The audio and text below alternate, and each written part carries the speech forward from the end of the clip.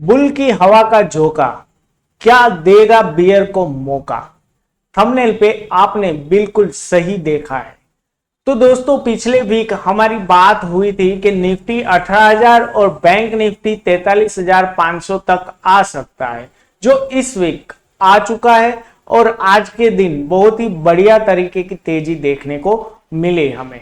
लेकिन दोस्तों अब जो है वो हमारा थोड़ा सा रास्ता कठिन है। निफ्टी और बैंक निफ्टी थोड़ा सा डेंजर जोन में जा रहा है। वो क्यों जा रहा है और कौन सा इंडिकेटर जो है वो मुझे ये इंडिकेट कर रहा है, उसके बारे में हम इस वीडियो के अंदर चर्चा करने वाले हैं। तो चलिए वीडियो को स्टार्ट करते हैं। मैं हूं आपका दोस्त वीएम और आप देखना स्टार्ट कर चुके हैं verified market waves YouTube channel.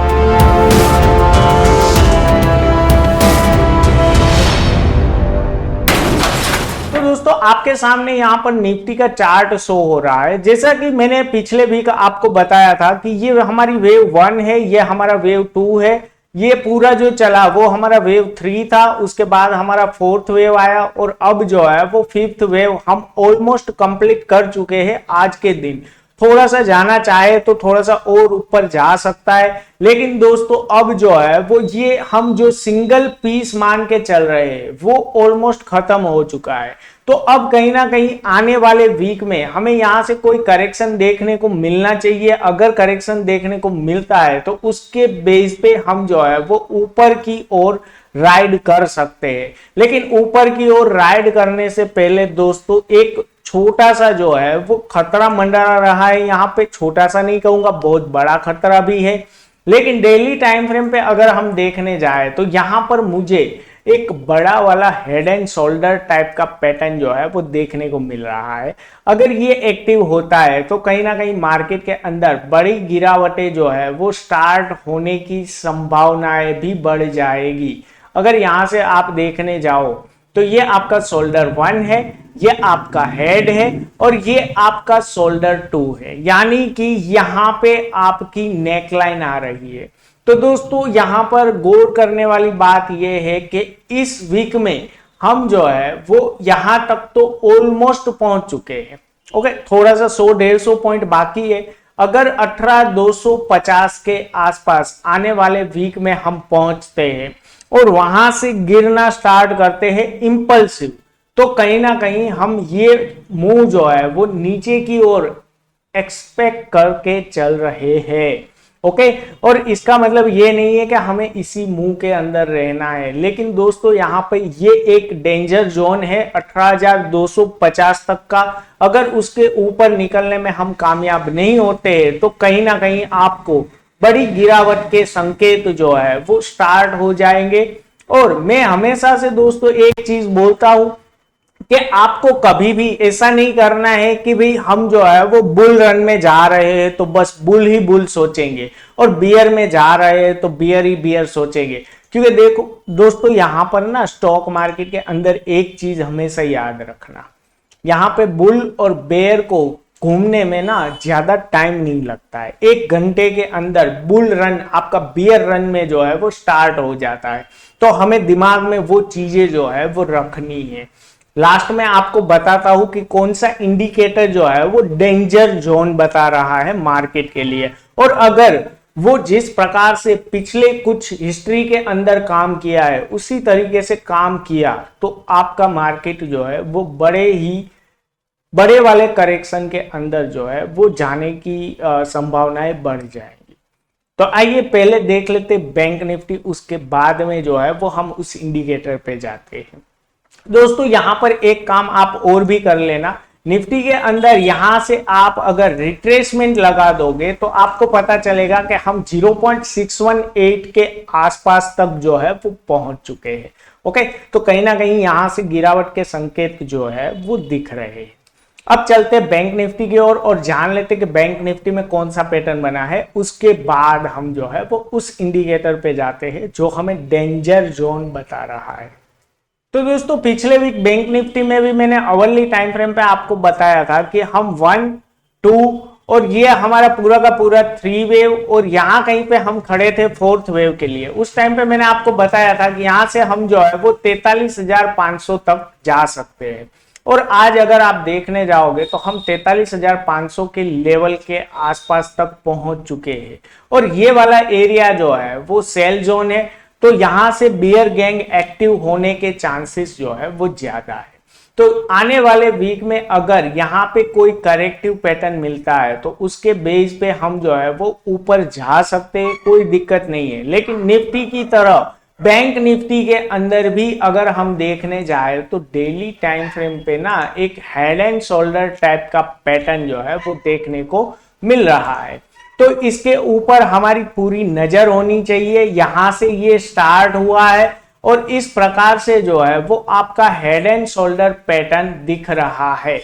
और इस निफ्टी के अंदर तो फिर भी शोल्डर 2 जो है वो 18,250 पे खत्म हो रहा है। लेकिन बैंक निफ्टी के अंदर आप यहां पे देखने जाओगे तो शोल्डर 2 जो है वो ऑलमोस्ट कंप्लीट हो चुका है।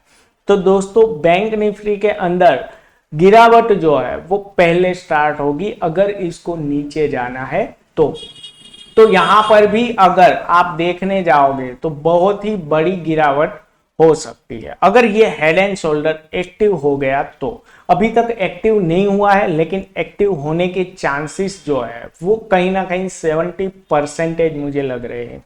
क्योंकि 70% में क्यों मान के चल रहा हूं, देखो दोस्तों यहां से ना मार्केट के ऊपर जाने के चांस 30% दिख रहे हैं कि हम ऑल टाइम हाई के पास चले आए और वहीं से जो है वो ऑल टाइम हाई के ऊपर जो है वो दूसरा ऑल टाइम हाई लगा दे। लेकिन अभी के लिए मुझे थोड़ा सा डर लग रहा है और डर लगने की वजह जो है ना वो है हमारा इंडिया विक्स, जो मैंने आपको बताया था पहले ही कि मैं एक इंडिकेटर की यहाँ पे बात करने वाला हूं। तो देखो दोस्तों यहाँ पे अगर हम देखने जाए तो इंडिया विक्स ने आज तक किस प्रकार से काम किया है उसकी चर्चा कर लेते हैं। तो देखो पिछली बार 2014 में जब 10 के आसपास आ गया था ना ये इंडिया विक्स 10 से 11 के बीच में, तो उसके बाद यहाँ पे 26% की गिरावट हुई थी। ओके, उसके बाद हम जो है वो फिर से एक बार 2018 के अंदर जो है वो फिर से 10 से 11 के बीच में घूम रहे थे। तो वहां पर भी 15% की नीचे की गिरावट आई थी। उसके बाद अगर मैं आपको बताऊं तो 2019 के अंदर भी हम 10-11 के पास पहुंच गए थे, तो वहां पर भी 12% की गिरावट आई थी। फिर आप देखने जाओगे तो ये दिसंबर 2019 यानी कि 2020 वो कोरोना वाला जो पूरा जो चल रहा था उस टाइम की बात करूं तो वहां पर भी हमारा इंडिया विक्स जो है वो 10 से 11 हो चुका था। तो उसके बाद आपको 40% की नीचे की मूव देखने को मिली थी। फिर आपको 2021 के अंदर 10-11 के आसपास इंडिया विक्स देखने को मिला। उसके बाद 18% की डाउन मूव जो है वो देखने को मिली। उसके बाद यहां पर फिर से हम जो है वो 10 से 11 के बीच में आ चुके हैं। और अगर यहां से दोस्तों करेक्शन स्टार्ट हुई, जो मैंने आपको हेड एंड शोल्डर बताया, मैंने आपको बोला कि भाई डेंजर जोन में मार्केट जो है वो दिख रहा है, वो इंडिया विक्स की वजह से दिख रहा है। तो अगर यहां से गिरावटें हुई तो मैं एवरेज 15% भी मान के चल रहा हूं, तो यहां पे 15,300 तक हम जो है वो आ सकते हैं। तो दोस्तों आपको ध्यान में रखना है कि इंडिया विक्स जो है ना वो खतरे की घंटी है। लोग बाय कर रहे हैं कोई बात नहीं, लेकिन हमें थोड़ा सा वहां पे सतर्क रहना है, सावचेत रहना है। बिना सावचेती के कोई भी काम नहीं करना है, क्योंकि मार्केट जो है वो आपको बुलिश दिखा रहा है, लेकिन वो बुलिश है या नहीं उसका अंदाजा लगाना बहुत ही मुश्किल होता हुआ यहाँ पे दिखता है। तो दोस्तों आने वाले वीक में ऑब्जर्वेशन करो, मार्केट के अंदर छोटे छोटे ट्रेड रखो, कोई बहुत बड़े ट्रेड लेने की कोशिश मत कीजिएगा, क्योंकि मार्केट के अंदर जिस हिसाब से मुझे दिख रहा है वो बड़ी गिरावट के चांसेस भी बन रहे हैं। तो जब भी इस तरीके का माहौल होता है ना, तो दोस्तों सिर्फ एक न्यूज काफी होती है मार्केट को गिराने के लिए। ओके, तो आपको ये इंडिया विक्स समझ में आ चुका होगा। अगर समझ में आ गया है तो नीचे कमेंट बॉक्स में मुझे बताना मत भूलिएगा। और हाँ, कई दोस्तों के ना ऐसे सवाल होते हैं कि सर स्टॉक स्पेसिफिक आप कुछ बताते नहीं हो।